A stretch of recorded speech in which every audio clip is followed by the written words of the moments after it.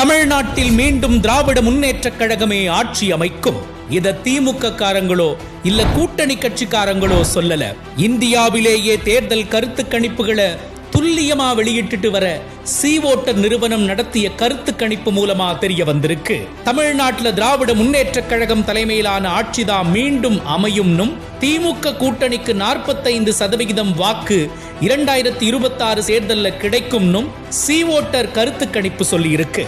ஏற்கனவே தமிழ்நாட்டில் நடந்த கடந்த 5 தேர்தல்களோட முடிவுகளை மிக துல்லியமா சி-வோட்டர் வெளியிட்டதால இந்த கருத்து கணிப்பும் தவற போறது இல்ல. இதையெல்லாம் விட பெண்களுக்கான விடியல் பயணம், உரிமை தொகை, புதுமை பெண் போன்ற திட்டங்களாகட்டும், மாணாக்கர்களுக்கான தமிழ் புதல்வன், நான் முதல்வன், காலை உணவு, பொருளாதாரத்தில் இரட்டை இலக்க வளர்ச்சின்னு காலத்துக்கும் அழியாத திட்டங்களை கொடுத்த நம்ம முதலமைச்சர் மு.க. ஸ்டாலின் அவர்களை தமிழ்நாட்டு மக்கள் எப்போதும் மறக்கவும் மாட்டாங்க, கைவிடவும் மாட்டாங்க. இது நன்றி கடனை மட்டும் தீர்க்கிற நேரம் இல்ல, ஜனநாயகத்தையும் தமிழ்நாட்டோட மண், மொழி, மானம் ஆகியவற்றையும் காக்கிற நேரம் அப்படிங்கிறத உணர்ந்துதான் சி-வோட்டர் நடத்தின கருத்து கணிப்பில முழுக்க திமுகவுக்கும் அதன் கூட்டணிக்கும் ஆதரவான நிலைப்பாட்டை மக்கள் எடுத்திருக்காங்கிறது இது மூலமாவே தெரிஞ்சுக்கலாம்.